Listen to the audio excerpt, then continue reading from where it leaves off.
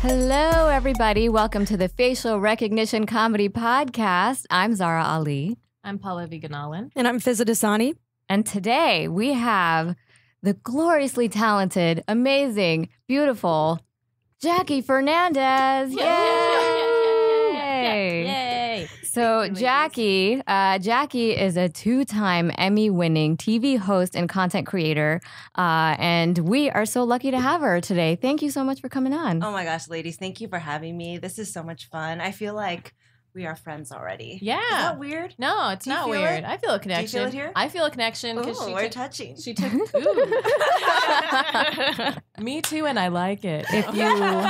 If you want to see the touching, go to our Patreon site where you can see the video of this podcast. Yeah. Where you can see the touching and me eating edamame. That like Yes. really It cooled does me look down. good. It was like it's hot outside, and you Yeah. touching my chest like cooled me. Yeah, you have nice. a very cool vibe. Like Yeah. it was a very cool aura when you walked in, Thank for you, sure. ladies. I And you're feel all the aura, glammed too. out? I'm glammed out because I have to host an event right after this, but I course really you're wanted busy. to come spend time with you Yay! ladies. Especially after I took this BuzzFeed quiz and I was like, oh my gosh, you and me. Yeah, she Ooh. got me on the BuzzFeed quiz on our facial recognition comedy BuzzFeed quiz. Let's Yeah. explain that. Yeah, we should explain it. Who can explain it the best? I created There a you go. spreadsheet.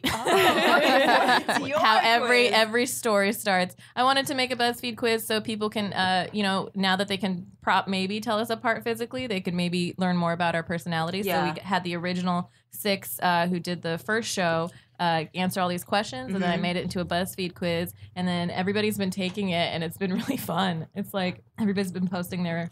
I got fun. Zara.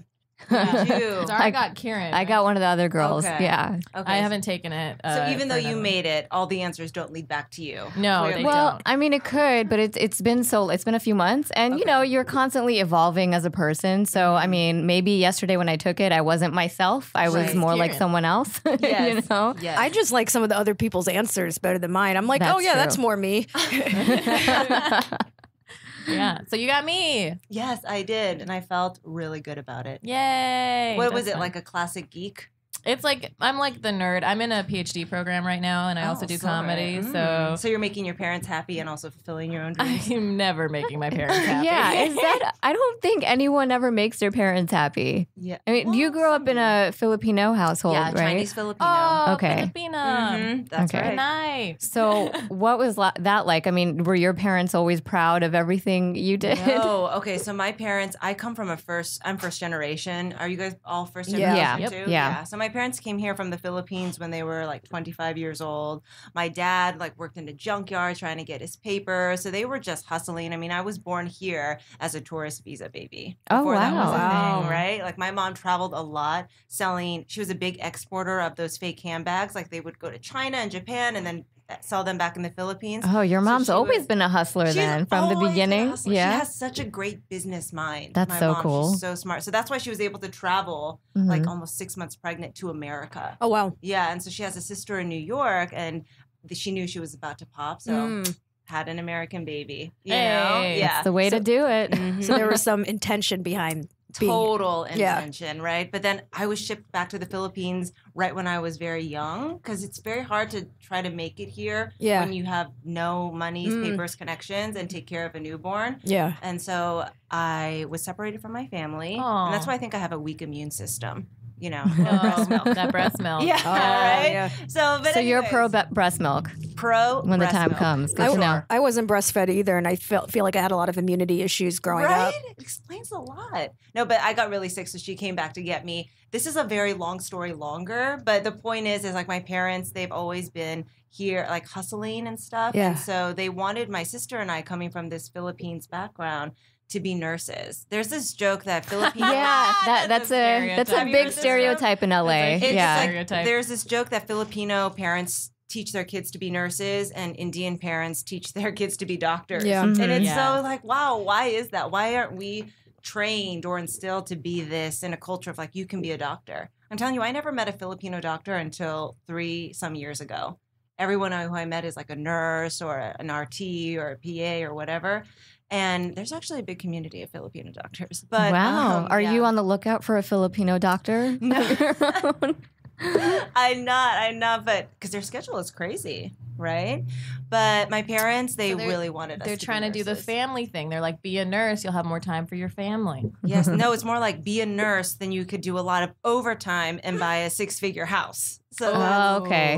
That's the way to do it. But why don't you just go straight to that 6-figure, crazy salary? The doctor's salary? Yeah, why don't you go straight for that? I think it's because with nursing, it's way less schooling Oh, and less okay. Less debt. liability. Less Okay. debt, less school, less liability. Malpractice. When you're a doctor, Yeah. it's like Mhm. so intense. But Yeah. nursing is That's a not very as practical. considered That's more very stable. rational. Yeah, I like that.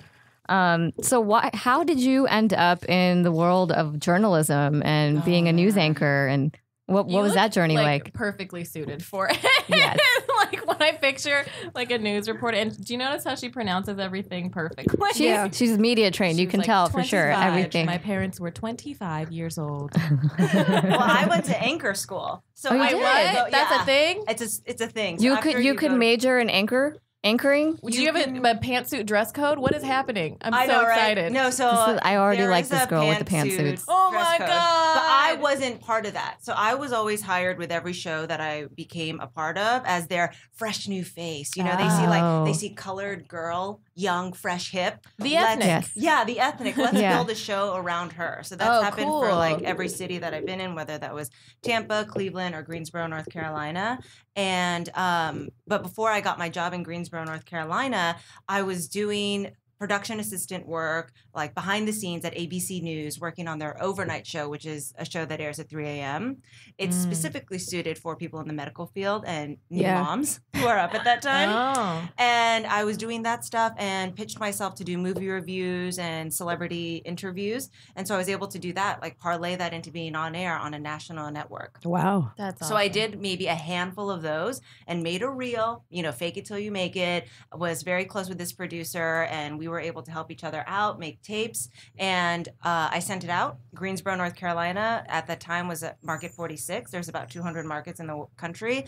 They hired me to be a co-host of a morning show, which That's was amazing. 3 hours a day, live TV, 5 days a week. Yeah, and I so said this is yes. why she is absolutely perfect. Can you imagine that? Like she's had all this training to be perfect for 3 hours Oh of the my day. God, So- it was a nightmare. Was it sort of like jumping into the fire? Like it was just your career ramped up pretty quickly. yes, 0 to like 80 or whatever. 0 to 100. It was Yeah. jumping into a fire of a burning building about to collapse. It was so intense. The first show I ever had, my co-anchor, I had no experience. Really. Yeah. Doing a minute 30 movie review is nothing compared to a 3-hour live TV show where you are the main Yeah. person. I remember just grabbing him and not even knowing, like just grabbing him like this, his leg, because I thought I was gonna freaking throw Aw. up. Like, like every time it was my words on the prompter, I was like, no, yeah. Have you ever You like know? messed it up? Did you ever mess it up? Oh, I real had bad? messed up every day. And what I learned in that 3 years of Greensboro, especially the first 6 months, is to keep going. You Yeah. cannot Yeah. dwell on your fuck ups when you have 2.5 more hours to go. I was gonna ask if you ever accidentally swore. I never accidentally swear. That's probably That's my what I'm- first time ever publicly swearing. That's amazing. You heard it here on the Facial Recognition Comedy Wow. Podcast. How perfectly she pronounced fuck up. Yeah, but before that, because I had such little experience, there is an anchor school that people are sent to. That's so crazy. It's in Dallas. Ooh. And Okay. it's like, it could either be weeks long or a weekend. I was sent for a weekend, and people like George Stephanopoulos from Good Morning America, Yeah. they're Mhm. sent there when it's kind of like you have some talent, but you need some fine tuning. Mm. So he went from, being press secretary to then host of GMA. Right. He needed some training. So are there other anchor school, like do you have anchor school buddies that you keep in touch with today? There's a lot of schools in college that train you to be like a broadcast journalist. So I Right. never went to those kind of schools. I'm like a scrappy City University of New York kid, Cal State Oh, Northridge. okay. So I just hustled so hard to become in that world. Mhm. But a lot of people actually go to journalism school. But I am friends with the people who I met at the local stations. and Okay. who I did interns. I have a with. really important question. what is it? Can you get Zara into Emmy's parties? Yeah. I just really want to go to these after parties, and I've been Yes. trying to get invited for a few years now, and I don't know why it's so hard. We've I asked think- every guest. Like, with do an you Emmy, actually have which to have is real 100%. talent to get invited? Oh, I think it's a real talent to be a hoe for all those people who get it. Oh for my a lot of them. goodness. That's a real talent. Really? I have no idea like what I have to do. I think though for this year, because there's like such diversity. I don't know why I did that because there really is. There is such diversity. Yeah, I saw the Emmy nominations that came I'm out so today. excited. So I think it's going Sandra to Oh? be, yeah, Can it's we going to give be her great. a round of Oh, yeah. applause? Shout out to Sandra Oh. First Asian woman to be Yes. nominated for lead actress in a drama. What? Yeah. Hello, what the F? I'll Yes, always finally. remember her as Christina Yang I know. because I'm a big Grey's Anatomy fan. But so good. I mean, she's such a critical character Oh my gosh. in yes. anything that she's done. So Mhm. I think I'm we a could fan. actually sneak in if we said like we could try. We're all part of like Mindy's crew, Hassan's crew, and Hassan's crew, maybe. Mindy, I don't think she has brown friends. Did then, are you nuts? To be honest. Her Damn. assistant is brown. Her assistant's brown, but like she Yeah. never has brown people on her shows. This is every episode Zara's Let me worried about think. this. Is that true? It's I mean, true. It took like a few seasons for her to finally introduce other family members as characters on her show. Oh. Yeah. I don't know if it was like a Can I- strategic move on her part or the producer's part or whatever. Then I will always Yeah. vouch for her for the like all the stuff she wrote on The Office, Yeah. inserting Absolutely. herself in there. Absolutely. And I think Diwali, like, I think she's a I'm great obsessed writer. with I think her. she's super talented. I'm waiting for her to do more.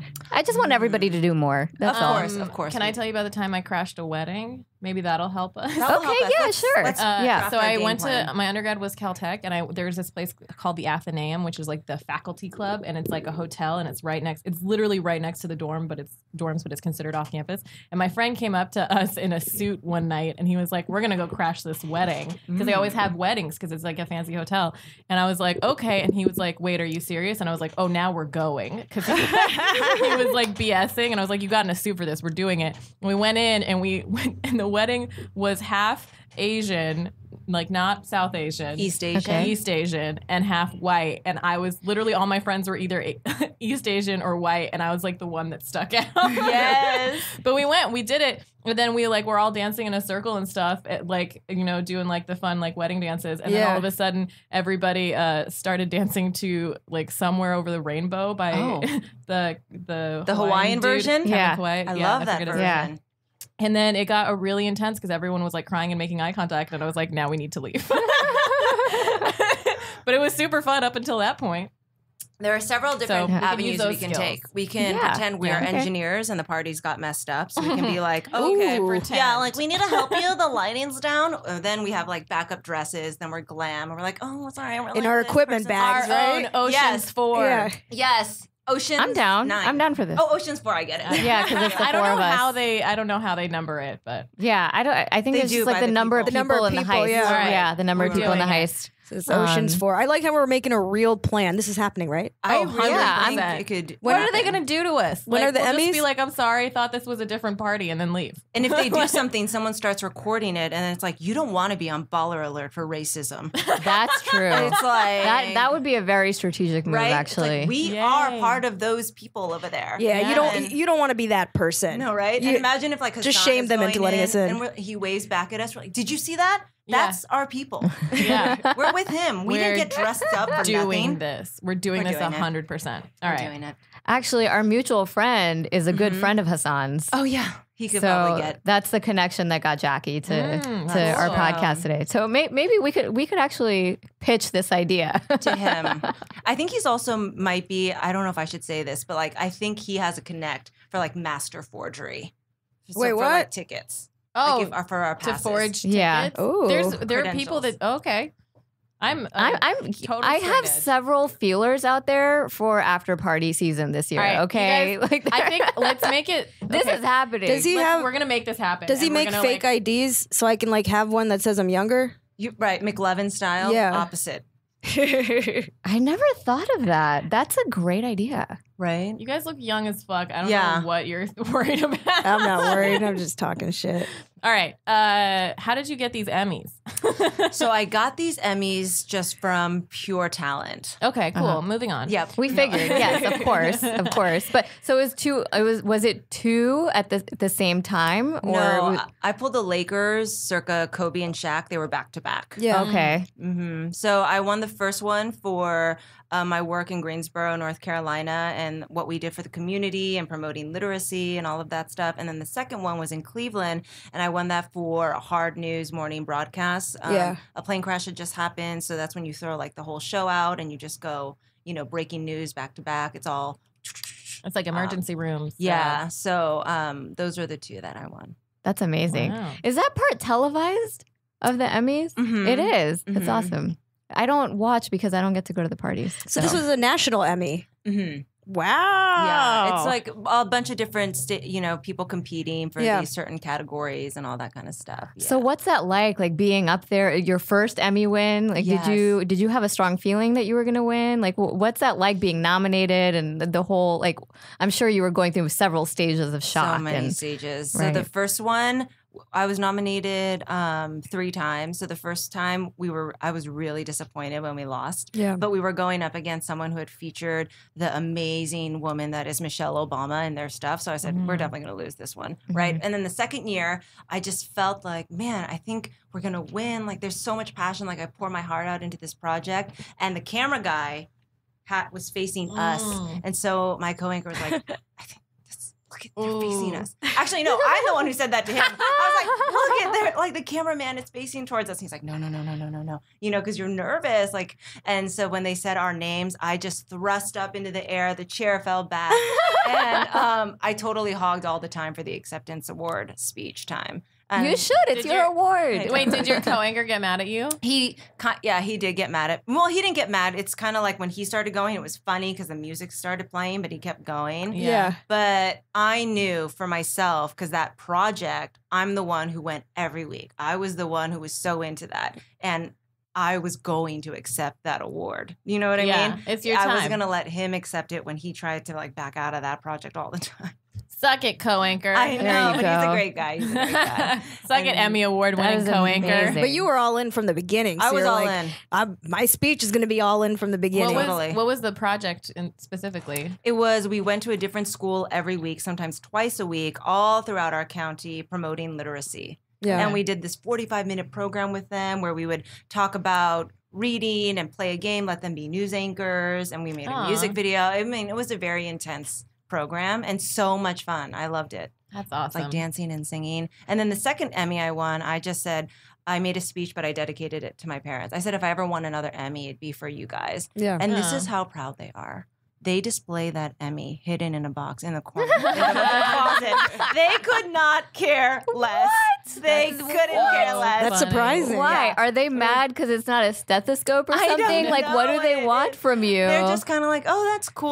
I'm like, where's the Emmy? And they go, oh, we put it. There was reconstruction. It's somewhere. I'm like, oh my god. So why don't you have your Emmy? Yeah. I display one of them. Okay. And then I'm like, do you ever want to put that out? They're like, oh yeah, we'll get to that one day. I was like, You're like, we have so Okay. much stuff to clean out. right. Yeah. Parents are interesting people. So so it funny. seems like this is your personality. Like you go all in. Because I was Yeah. doing some stalking earlier or research, Oh, however very you want to cool. call it, and you went all in for Hurricane Irma too. Totally. Like 24 hours in a Yeah. bunker, Yeah. covering a hurricane. Like how do you even have the assuming- stamina for? I'm assuming you wore this outfit. I wore this outfit. Leather dress, diamond Leather, necklace. Diamond yeah, necklace. Total. No, but you are fully made up, fake lashes and everything. I hate fake in a lashes. bunker. I know, me too. How did you do that so for much. 24 hours? Well, you sleep in shifts. So Okay. thankful, but Got it. like literally the bunker felt like this size and you're sleeping next to all these people on a floor. So then it'd be like 4 hours for you to sleep or basically just close your eyes, right? And it's like back up there. Let's go because it's wall to wall. Do you have someone to do the lashes after you wake up? Oh my gosh, there's such a weird myth about local news that people get hair and makeup and clothing allowances. You Yeah. get zero of that crap. They treat you like- like crap. so you teacher have to become supplies, you have to really do- good you have to do it yourself. at hair and makeup. And that's why a lot of people look the way they do on local news. Oh, damn. So when you were in this bunker, you were indoors the entire time In a cement box. in a cement. And did you have any access to outside? Like, could you see anything, or no. it was? Only through the camera. So then how are you like Okay. reporting? Like what are you Yeah. reporting? We are, so basically when you're the anchor, you are literally the anchor of that show. You're stationed like in a hub, and then we're just constantly tossing out to reporters who are the real ones braving the elements out Oh, there. Yeah, we're like, gotcha. let's go to her, you know? So when you are in emergency situations like that, like with the plane and with Irma, like how do you fill the time while also like being responsible about what you're putting out there, right? Because I've seen a lot of like anchors and programs take hits because they put out information that wasn't accurate or they just repeated the same thing over and over again. Like how do you balance that? That's really tough because it is so easy to report false information, especially when it's coming. It's not like you do it maliciously or intentionally. That is coming right at you. Your producer is literally like going like this or yelling in your ear, like 2 dead or whatever, right? And then you just trust those people who are behind the scenes. And even though it's like your face misreporting, but you just trust them. And so you either fill it up with what they're saying, you're constantly checking your social media, and you're like, okay, blank, blank on Twitters or saying this, and you just keep repeating the same thing. So there's a lot of responsibility on your end of checking the information. Yeah, in those kind of fact-checking. situations of breaking news and reporting for extreme amounts of time, that is an EP executive producer once said to me, that is when an anchor is worth their money. Yeah. Because that's when they show you and prove to you that they can BS for these long amounts of time and still make the audience feel like they're safe, they're getting the info, that this person is working really hard to get that information to you, and that we're here for you, and not making you feel panicked, even though internally I'm probably, especially I know for me during Irma, I was like, are we going to die? You know, the way that we're reporting it, it's like direct hit to Tampa. Yeah. And I was so scared, but you know, on camera, you're just like, everyone, it's going to be okay. But You're sort of the gatekeeper for that information, or Are you good at that with like personal emergencies now because of I having been am. trained? Do you always keep calm and carry on? I do. No. I do. Okay. I'm pretty good at keeping calm. Do you have to like fill the time at like family reunions and Yes, stuff? You're just like Do you just have icebreakers ready to go, I'm like your so bag of good tricks? at just being cousin like- Earl is telling me that Uncle Jack isn't gonna make it, but we're gonna get through. Totally. So when you're like filling that time, that's so interesting. You kind of are expected to fluff it up and fill in those gaps. And is it just like, are you just repeating facts, or are you giving some of your opinion? Sometimes both. You really are just repeating facts. If you ever, for let's say some event happened that required a local news station or even the networks to break into coverage, which means there are no commercials. Yeah. If you watch for even 10 minutes straight, even 5 minutes, you'll notice how they keep repeating the same thing. in different ways. And they keep repeating it because since it is breaking news, you could be watching the whole time, but you just joined, and then you just joined. So I have to recap for you. So you don't think that there's like a more efficient way to do it? No. The only way is to keep updating people. You have to keep repeating yourself, maybe think of different words to say it, incorporate social media. And then if you don't want to kind of get yourself off the hook for providing, if information is false, be like, I'm just getting this in from my producer. We're hearing like on the street, blah, blah, blah. We're working hard to get you that information for you. Okay, how would you break the news just in like the most professional way you can that DJ Khaled doesn't eat pussy? How would you break that news? Oh my God. Can you just do your professional? Also, is this news? Would you call it news? Is this something that you would cover? It's relevant to some people. It was making headlines. No, it really depends. Okay, let's have her do it. Yeah, can you say it like in 3 different ways? Professional, 3 different ways. Ready? So to get into your anchor voice, you have to go 3, 2, 1. We have breaking news into the studio right now. We are hearing DJ Khaled is saying he does not enjoy cunnilingus. So a lot of people on our Facebook page are really, really upset about this. We have a polarizing poll happening. About 40% agree and 60% say they're with DJ Khaled. What do you think? What? I think that's terrible. That is preposterous. Okay, our producer is saying, move on. We'll wrap it up. Let us know what you think on Twitter. You know That's amazing. Wow, Cunnilingus. fantastic. I That's definitely amazing. would You're get in just trouble studying for the saying cunnilingus, thesaurus but on the weekend. I'm like, you have to find a way to not say those words Do they- unless you're doing a different kind of show. Do they say anything where like you can't say certain words and you found it like to be like a sexist viewpoint, like or so- or like maybe like racist or sexist or something? Because there have been times sure. I feel like some things are considered more graphic if it's associated with the female genitalia and stuff. Like, especially in comedy, we get that a lot. We get a lot of feedback. You? Like Yeah. what? Yeah. Well, like dudes say dick jokes you're all the smarter time. than dick jokes. Like that's what I've gotten before. Like, oh, don't talk about your period. But then a guy comic gets up there and talks about his dick for like 7 I literally minutes, said the word tampon, and then this guy got up and he was like, "Oh, it's too graphic," and then he got up and talked about teaching his son how to masturbate. And I was like, I was like, you just said the thing to me though. But anyway, they have less of a threshold like for women. Happen to you? Do you know? Is there anything like you disagree with ethically that you sometimes have to go along with? I found that there was a lot of stuff like that when it comes to race that I had to really advocate for. I worked on a show where it was very much like you got 20 seconds for every story. And this was a city, it was Cleveland, very much a racial hotbed. You have Tamir Rice, all these kind of things that were happening there. And all the police shootings were happening around the time that I was there. And I'm like, man, we have to give each one of these more time than 20 seconds. Yeah. They deserve more time. They're very nuanced stories. They're complicated. And I found like that was very tough. A lot of different euphemisms. Yeah. For me, like I find like majority audiences find that euphemisms are comforting, but I want to call them what they really are. And so that would...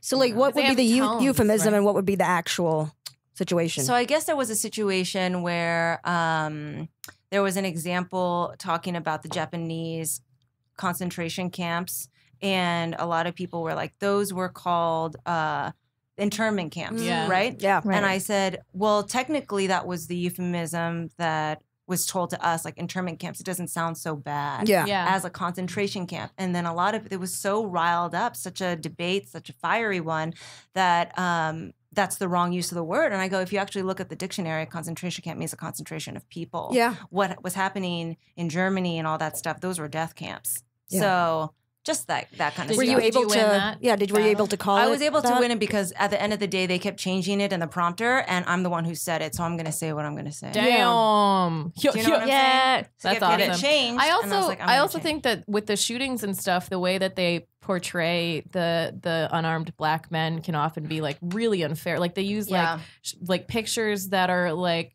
horrible, and they like the way that they phrase it and like how they go into like if they were smoking weed at the time. Like Right. Or he's they a keep criminal. deflecting He has to a- things yeah. that aren't relevant to them dying.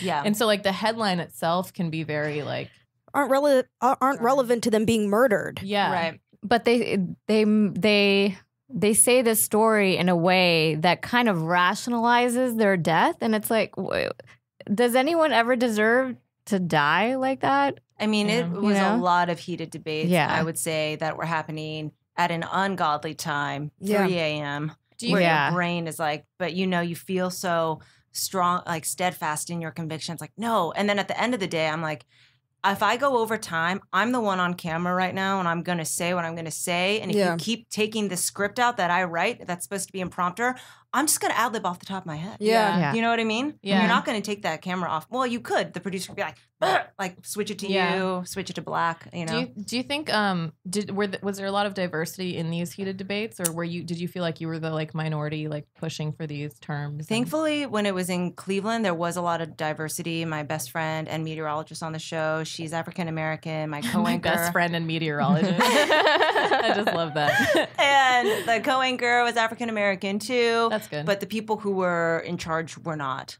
And so that's the conflict. Is that usually the case? We're finding this to be the problem in Hollywood, and I mean it's like a known issue. They're starting kind to bring of everywhere. on people of color's talent, but then a lot of the gatekeepers are still white. All the top of the networks and all of that. Do you find that in the world of news anchors and journalism as well? I would say that was definitely the case. I never had a boss who was a POC. Yeah. No. How long have you been? Supervisor. When did you start? I started, let's say, I've been in newsrooms since I was in college. Yeah. And so for 10 years, and I worked at like CNN, New York One, ABC News. Like I never had So no POC bosses, but were there women bosses? Women bosses, white women bosses. Okay. Quite a few, or were they still a minority? They're also a minority within that enclave too. Wow. Yeah, for sure. They have their struggle, and then it becomes us. Was there anything that you ever had to say on air that you like regretted later? Oh man. I feel like there were so many things I regretted saying. I don't know. But then you can blame the people that put that on the teleprompter, right? Yeah, nothing like factually wrong. I guess I mean like I guess for me it was my own stuff, like saying dumb stuff, like being silly or saying, okay. But nothing like in serious. Okay, that's good. How much leeway do you have to show your personality? Does it depend on the show or the Totally network? depends on the show. Because the first show that I did in Greensboro, it was all personality. It was so fun. Yeah. You had time to like, if you were on vacation for a week, come back and talk about how was your trip. And then when I went to Cleveland, it was very much a 20-second story show. Like, don't even talk about yourself. You're just this vessel for news. Like, but then I'm like, then why are people watching? So if you're, what's the difference of you saying stuff than me reading it on my phone if you're not telling me about who you are and making me feel like I have a connection with you? So do you think that enhances the news to bring your personality into it and be a person, not just that vessel? I think it does for the local TV news and TV news in general. Like it makes you feel like, oh, I'd want to watch that because I know them and I like them. But I feel like the TV news industry has a tough road ahead of it because more people every year, millions of people cut the cord. So that's very tough, you know, when the business has changed so much from when I was in college. When I was in college, I thought, oh my God, I'm going to be on Good Morning America and the Today Show. That's my dream. Like, that's it. And then once I was in Greensboro, I thought, oh man, this is all I'm going to do for the rest of my life. Wake up at these ungodly hours, blah, blah, blah.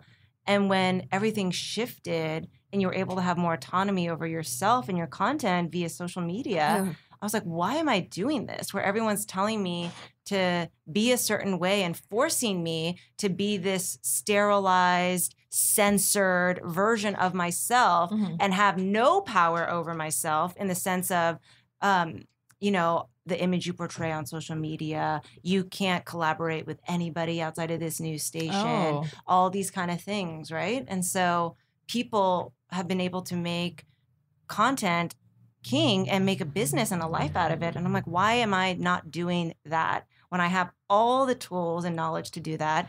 And instead I'm here suffering, coming into work at like 2 a.m. doing a job that I'm not even sure I believe in anymore, like broadcasting to people who aren't my people anymore. You know what I mean? Yeah. Like, for example, when I was in Tampa, that audience that is a red state. Only one county in Tampa went blue, maybe one or two. And, you know, they were trying to make me fit into something that wasn't who I am. Yeah. So I had to leave.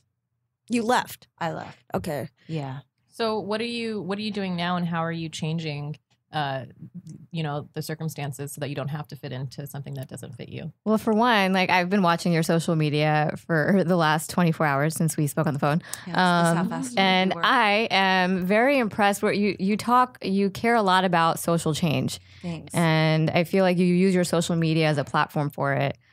So is that kind of your, like, with everything you just said, is that your vehicle to show that part of yourself because it was kind of censored in some of these anchor programs? It was so censored before. And for me, I realized like my dream all along was to always tell stories, right? Tell our fucking stories. Yeah. You know what I mean?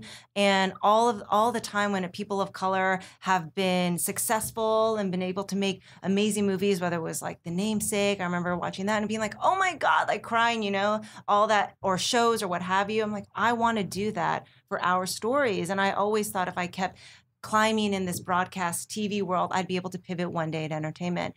And now I realize, why don't you just do that now? Yeah. Why aren't you doing that now? And so what I am doing now is I use my social media as this platform that I am blessed to have to promote social change and awareness and creating these dialogues about things that may be problematic or things that are racist that you're not sure of. So I've created this web series that's all about work, you know, and the microaggressions and sexual harassment and racism that you experience in the workplace, told from 3 different perspectives from people of color. And this is scripted, or is this? This is scripted. Okay, interesting. It's a scripted comedy. So you wrote it and like produced it. So I wrote it and I produced it, and it's like, wow, I can't believe I'm claiming it right now. So it's like in the works. So we shot a pilot, and so hopefully, like, I want to shoot more episodes and all that kind of stuff. And I just think it will resonate very deeply with a lot of people who have these things that go on at work, and it's not always the easiest to just go to HR.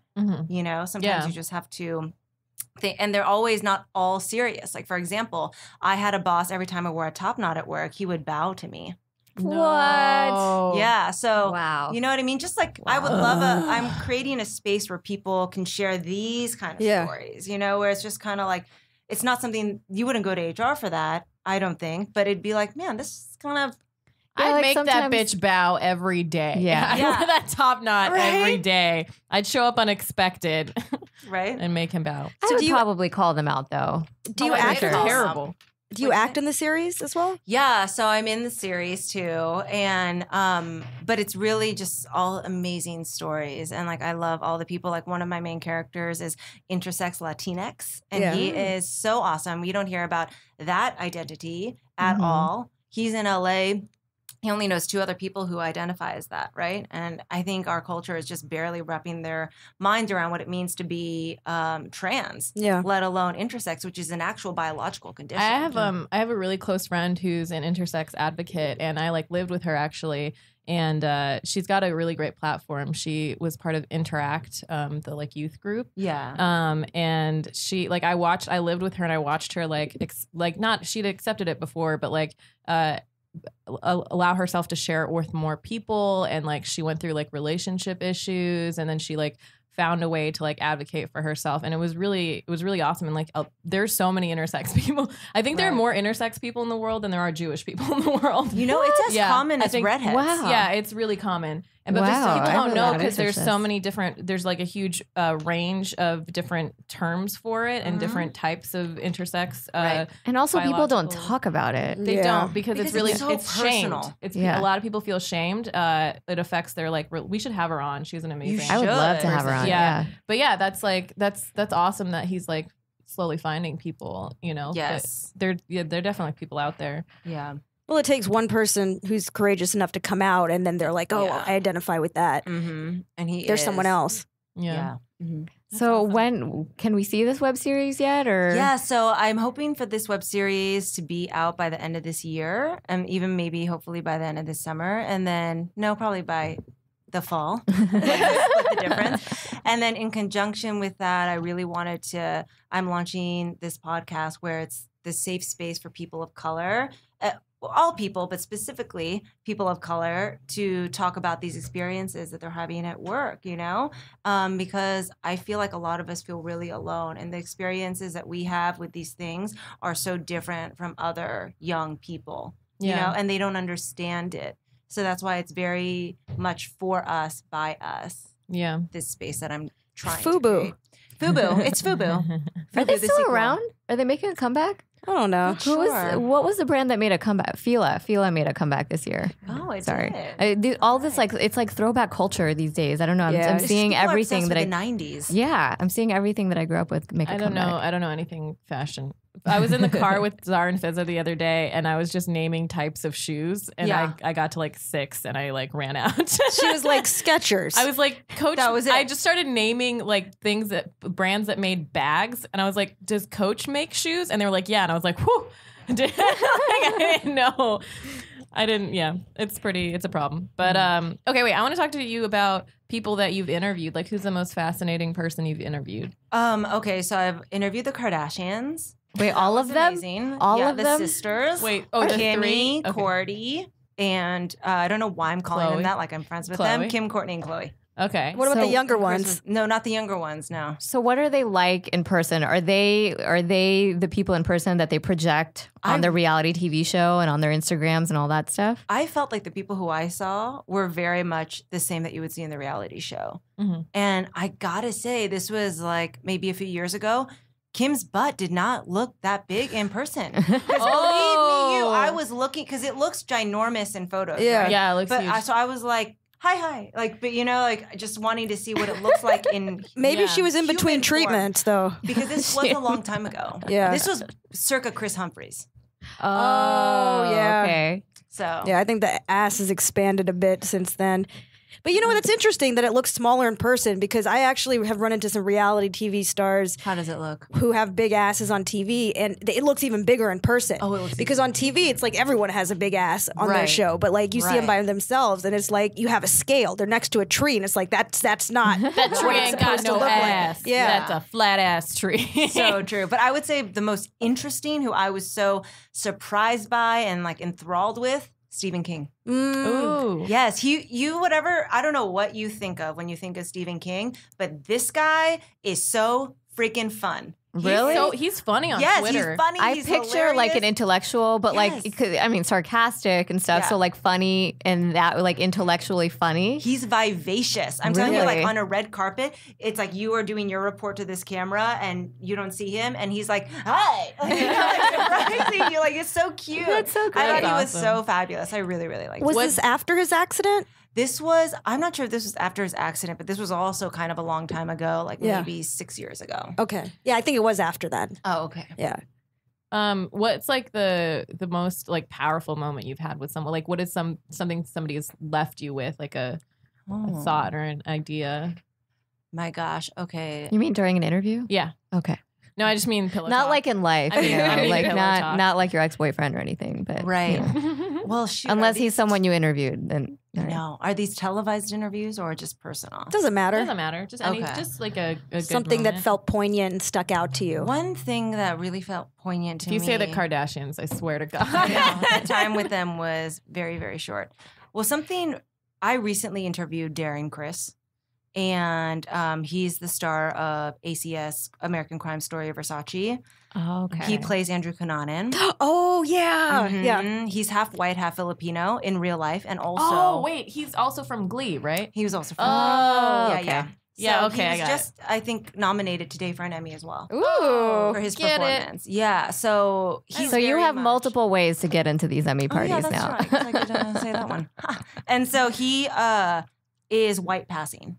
Yeah, I obviously. never Yeah. knew he was Filipino. He's half Filipino, and he's in a role that is garnering all this critical acclaim now, even receiving Emmy nod Yeah. accolades, because it's a role based so much on being half Filipino. There's no way that he was going to get to play Andrew Cunanan Yeah. without being that ethnicity. Yeah. Mm. And so much of his descent into madness and being a pathological liar is because of his dad, who's Filipino, the immigrant story, Yeah. and how the Mhm. American dream destroyed them and created this need to lie incessantly, right? Mm. And so that was instilled into the son.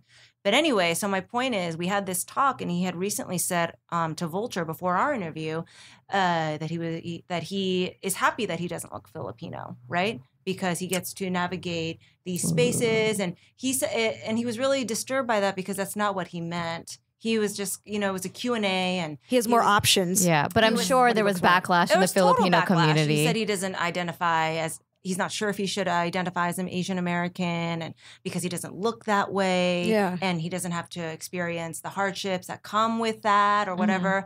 And so we went into it because I wanted to, talk to him about this. What are you talking about? Because the Filipino community is freaking claiming you, Mm. Oh yeah, totally. and what do you mean? yeah. There's a ton of people who are white passing who are half Filipino. Yeah. We Yeah. have been colonized for hundreds of years Yeah. from the Spaniards, that we all look like some kind of mixed version of whatever, right? And we talked about it a lot. And the poignant moment from that interview is that he kept saying to me, people don't ask me about this stuff. This is the first time, that people care about my race. And I'm being asked about what it means to be Filipino. Yeah. How are you an advocate for your community? And, he's not gay, he's engaged. And after he did Glee, where he played this gay Oh, character, yeah. he became a prominent advocate for the LGBTQ community. Yeah. So I said to him, after you did that, you became that for that community, and you're not that. People in the Asian American community are wondering why you're not as proud of an advocate. And, he's like, I feel like I am in my own way. If I'm not, I'm so sorry about that. For me, like my mom, who's Filipino, his mom's Filipino, is so special to me. And I like to keep those things private. And he apologized, and he goes, I've never, ever had to deconstruct what it means to be Filipino ever because I've never had to talk about it because I don't look like it. And now suddenly he's having to do it in front of millions of people. Yeah. That's a lot of pressure, and especially if you haven't had that chance to process it yourself. Right. And I think it shows, and I got him to acknowledge like that he has a lot of white privilege. Like he has white privilege to not ever have to think about your race. Yeah. And you know, he says I think that's that's something that happens with a lot of biracial kids. Like my boyfriend, he's half white, half Indian. And before he started dating me, he was like, I had no idea.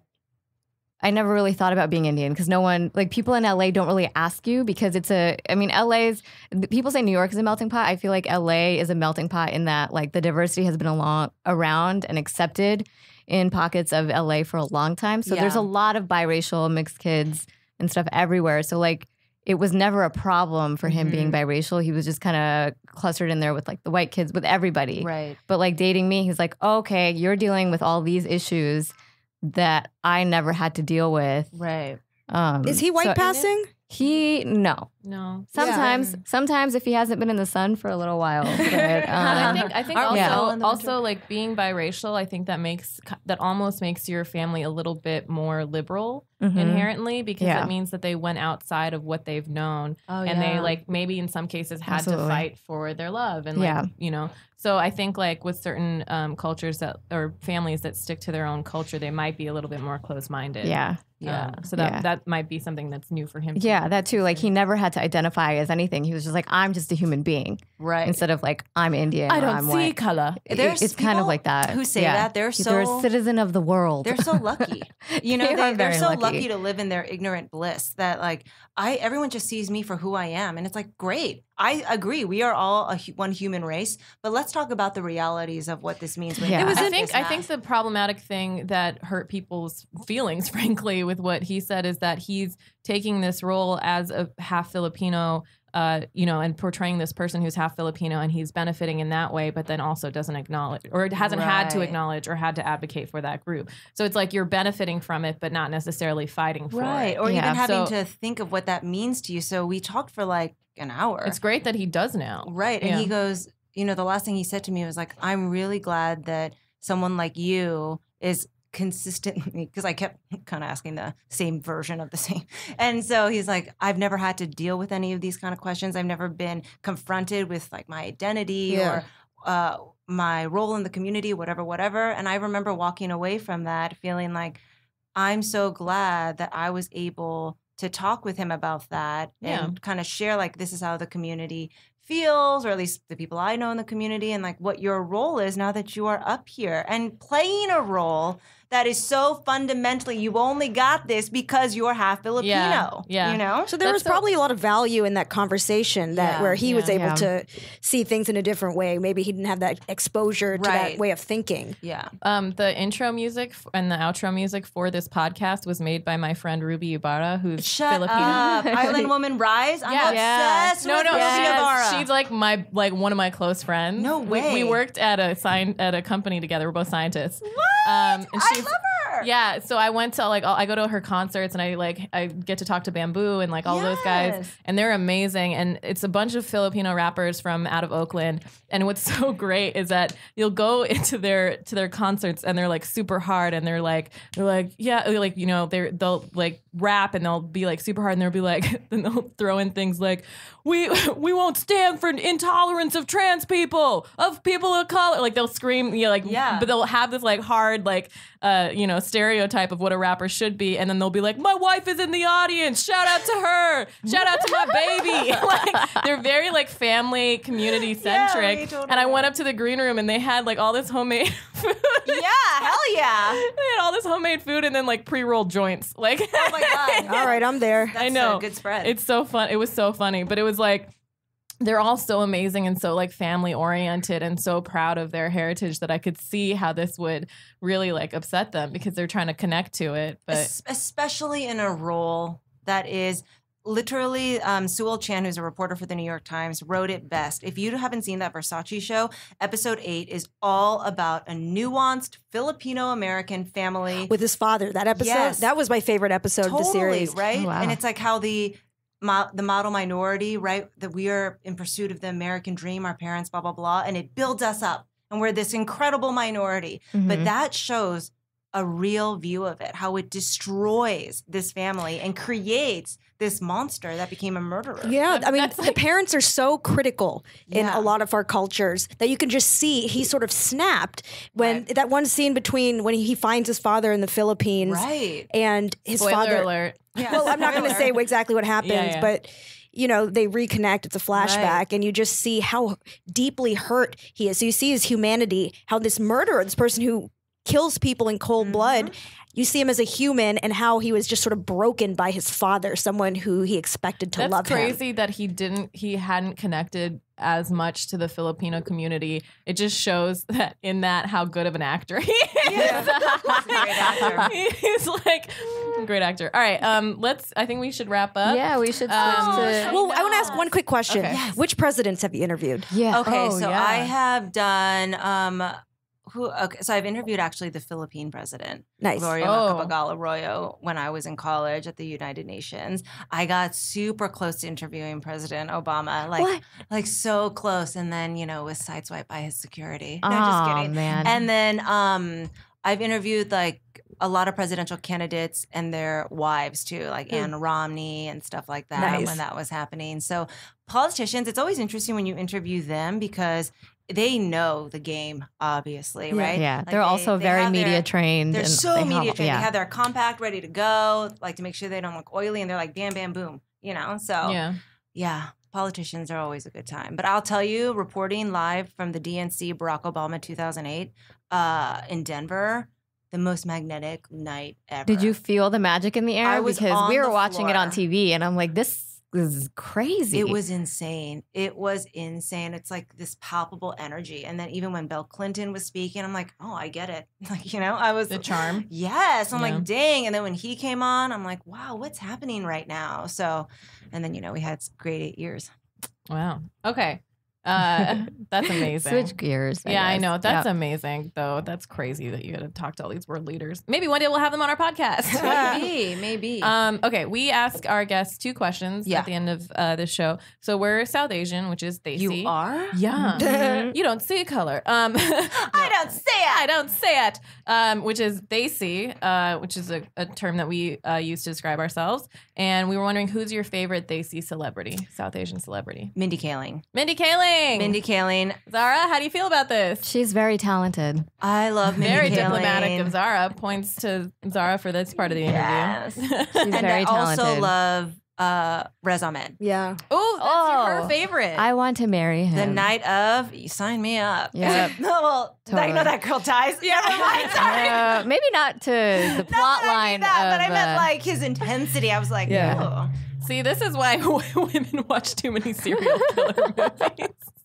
His intensity as she was dying. I haven't seen it. I love his passion. I love his passion. No, he's so I know sweet in the he beginning. follows me everywhere I go, and he sent me letters with my hair in it. But I love his He passion. really cares. He pays attention. He knows all the details of my life, like when I'm sleeping and which windows are open in my house. I know. It's little things that matter. He's really a good boy in that episode, in that series. The girl is the psycho. Okay, well, spoiler alert for that too. I don't know. You need to I was watch going to more watch TV. all of these things. No. Hey, we're Watch keeping it Watch really vague here. Okay, Watch okay. it. Watch it. Okay, and then so those 2, amazing answers. But do you have any questions about Desi people that you would normally think would be like too dumb to ask, or because this is a safe space? Anything about the people, the culture? I do. Yeah. Did you guys ever watch A Little Princess? No. What is that? No. Wow, that's. What is that? This question is over then. It's this movie like from the 90s with this like little white girl, and there's like all these Indian. Have you seen it? A Little Am I alone on Princess. this? I'm gonna have to watch it Okay, this forget weekend. that question. This But weekend. anyways, there's a lot of references to Indian culture on that. She like grows up in Indian. They talk about religion, the god of the blue one. Krishna? Yes. And then all these different things. And I was just wondering if you guys had 1995. an opinion of that, but never mind. Oh, wait. I think this girl looks familiar, but I don't. It's my favorite movie growing up. That's crazy because it really didn't matter to us at all. So please, Wow. did it? Was not tailored to us, I guess. That's so odd. That's weird. Okay. Well, it starred like a white woman, right? Yes. So that's why I was wondering. That but it trend's has, been all happening these, for a while. Indian references in Yeah. it, you know? Like, Yeah. I I bet it was wrong. I'm just going to go ahead and say in 1995 it was probably wrong. They're wrong today. I know. They're wrong today. It's also about a little white girl. Did they do something in the movie that you have a question about? I guess, well, like, they made just like Indian culture seem so magical. It is. That's true. Yeah. It is very magical. Right? I would say people believe in magic. I honestly say like it's a stereotype that like Indian weddings are like the best, but they really are. Is the that best. a stereotype? I'm so desperate to go to one. You've never been to one? No. It's amazing. No. Oh my gosh. All right, one of us has to get married. Get married. Yeah. Who's Zara. got you first? Zara. What? I'm telling you, I don't know the about Indian that, but- community, South Asian community is my favorite community. In Greensboro, they adopted me. I covered India Fest every year, dressed up my aunties, dressed me up in these amazing saris. Like, it was so fun, like 3 hours of tailored content. You know, they're like, Yeah. no one has ever like cared so much. I'm like, yeah. You know, and they gave That's like my awesome. farewell was so sweet. I love them so much. I want to go to an Indian wedding. Is the Okay, point. so Yeah. I'm offering a barter or a trade. I will take you as my +1 to an Indian wedding if you take me to the Emmy parties with you. +3. We're sneaking Plus- in plus to those- 3. We're sneaking into those Emmy Yay, parties. we're I gonna think do it. Ocean's 4. I think Mindy Kaling would actually appreciate that. Zara, would you like to If play we Mindy tweeted Kaling in that? You can play her. Hey, I get to eat a lot and look like Mindy damn. Kaling. I'm totally for it. my God! Damn. I'm just saying I'm skinny. Damn. No, I'm just saying I'm skinnier than Mindy Kaling. So if I need to gain But do you have weight, to say it though? No, I did. What did I say? I like you, Mindy Kaling. If I was gonna be playing Mindy Kaling, I would have to gain weight for that part. That's all I'm saying. Mm-hmm. And I would look forward to that. Everybody looks forward to gaining weight for a role. I'm That's pretty true. sure they do that. You know, I actually Yeah. do have a question. Mindy, I read her book. Which I'm one? a fan of her talent. But you're So skinnier. Why is everybody? Why is everybody? going out without me. Yes. or- Why is everybody having fun without me and other concerns or something like Nice, that? yeah. Yes. Nice. Yes. Wait, what else are you gonna ask? I was gonna ask about like the whole thing with. Well, I wanted to ask you guys this. What are the feelings about Aziz Ansari Yep, now? I knew that was coming. Mm. Zara doesn't like him either. I haven't liked him for a while though, and it's just that thing because I always thought he was insincere, not genuine, and very much branded. To be And- like this pro woman. Yeah, guy. and you know what? I read his book too. I read Modern Romance, and I appreciated what he did, and I thought like he's a talented comedian. But for me, I was not a fan of like that brand of stand-up comedy, and I wasn't a fan of his because he was hiding his identity. Like Yeah, he which refused. identity? Well, What do he you mean? refused to play Indian roles. He did. Which For a is- while. For a long time, for like, But I think that up until it was strategic for him to do so with Netflix with his Netflix series, he didn't play. He did not want to talk about his like being Indian and his parents being Muslim and all of this stuff. He okay. strategically did all these things, and he branded himself a certain way, which is great for him. But it's also like he was insincere, and now all this is out about how he treats women. You know, after writing a book that was very pro women and like the whole dating culture, and I'm like, at least practice what you preach. I'm You know? I'm gonna say like in his defense though, like every person who's been like a Desi celebrity or whatever has had to like have the conversation where they have to have the accent or they have to play a stereotypical role. So I think that it's kind of good for the community for him to play a dude named Tom.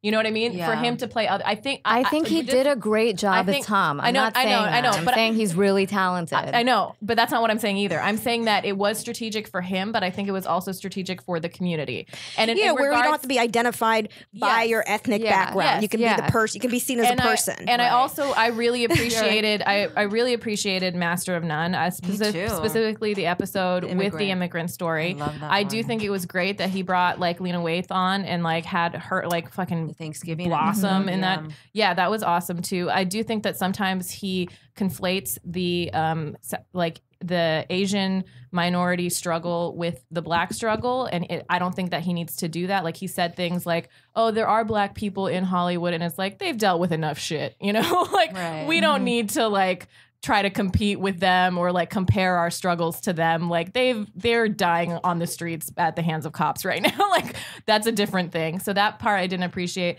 And I do think that Yeah, like it's from reading the article, it sounded like dudes I've been on dates with before that just don't fucking take a hint. You know what I mean? But after you've written an entire book about it, did all this research about it, there are a ton of you're dudes still going to that treat are women like this So you way? think he's a hypocrite? I do think he's a hypocrite. Yeah. I really do. I'm not saying that he's not. I'm just saying that I'm just saying that it's not like, to me, it's not in the same context as a lot of the Me Too stuff. It's not in the same caliber. No, he's not. I do think I don't think he's like self-aware, and I think that he like that was clearly like a mistake, and I would never recommend any friend to date him. So do you agree with the conflation of what he did to what like Weinstein did? Oh my god. Yeah, not like, at all. That's totally I'm different. not.